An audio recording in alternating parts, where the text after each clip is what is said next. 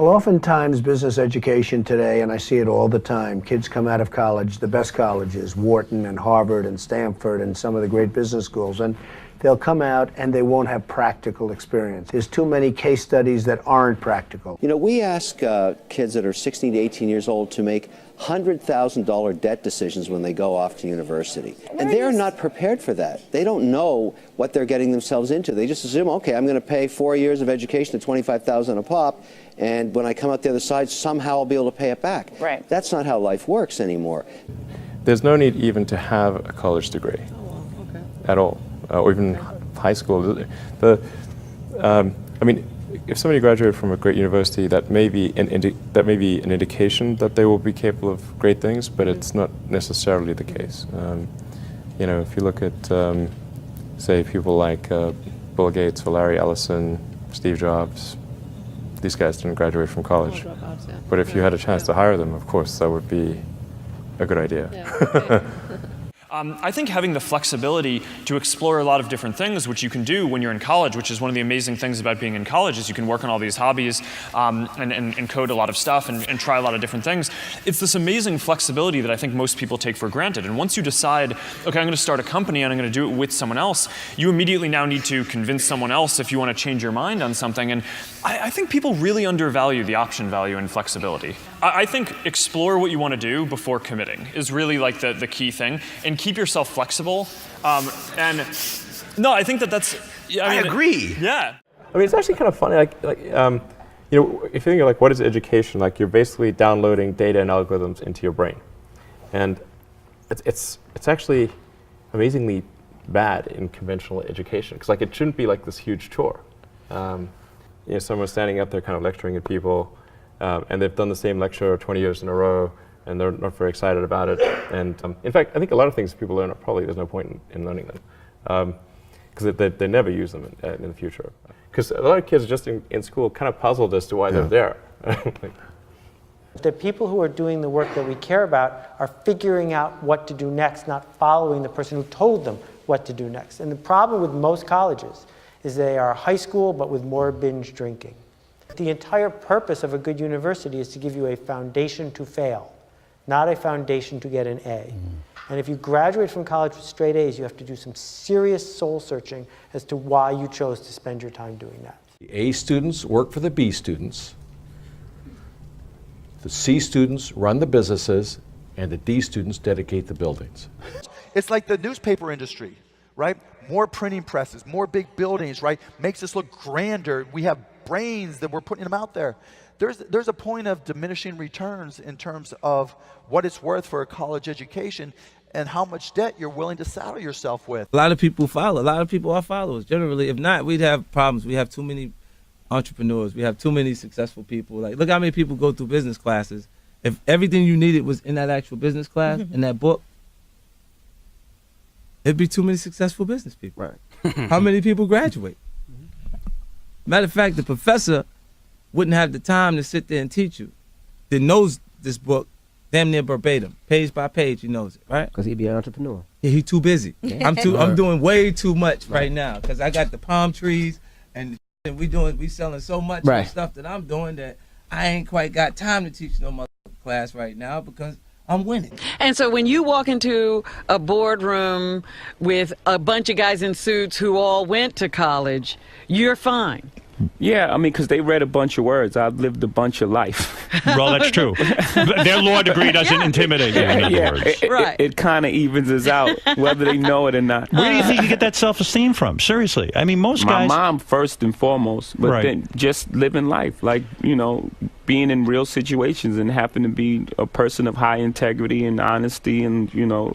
You never embarrassed yourself? No, of course not. You never walked in and said, "Oh, everybody thinks I'm ignorant here. I'm stupid." I don't feel ignorant.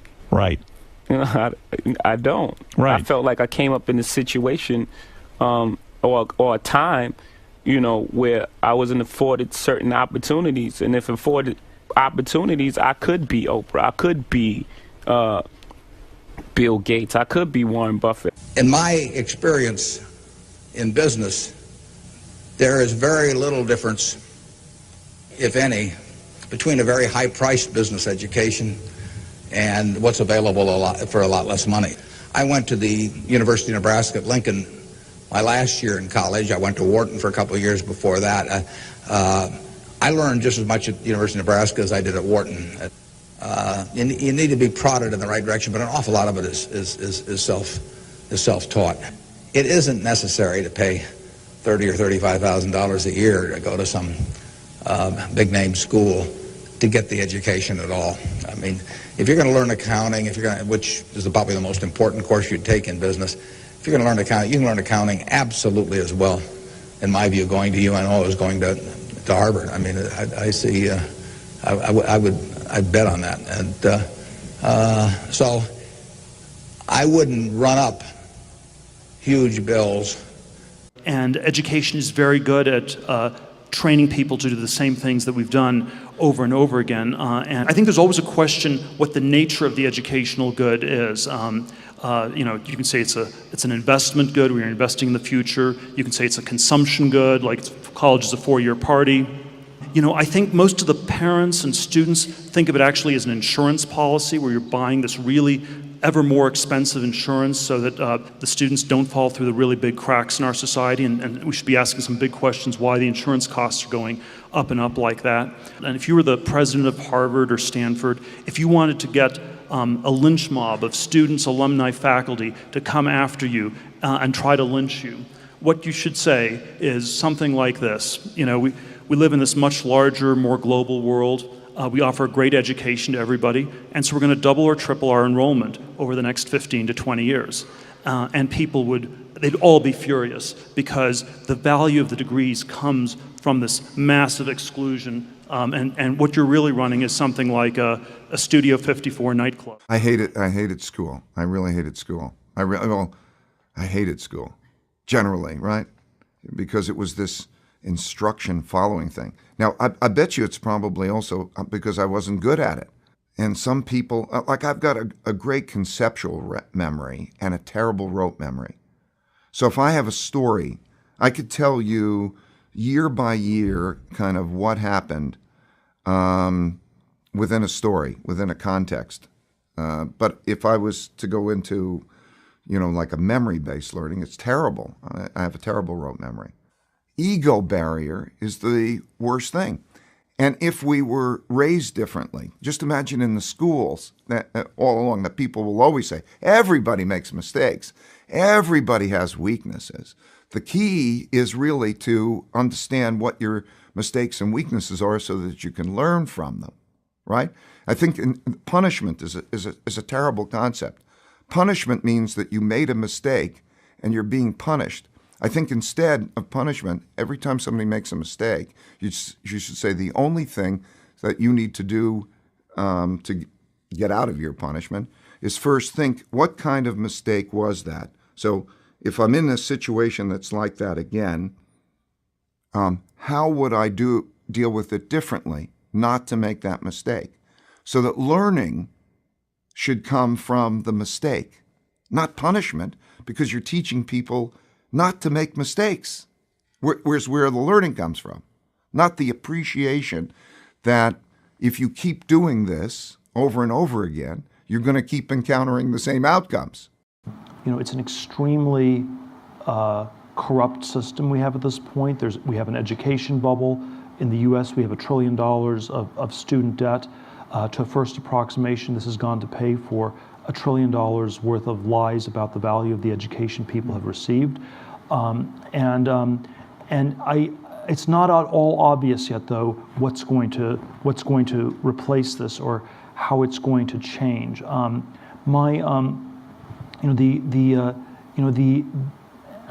somewhat skeptical that it will be replaced by any sort of single unitary system. I have this fellowship for young people to start companies.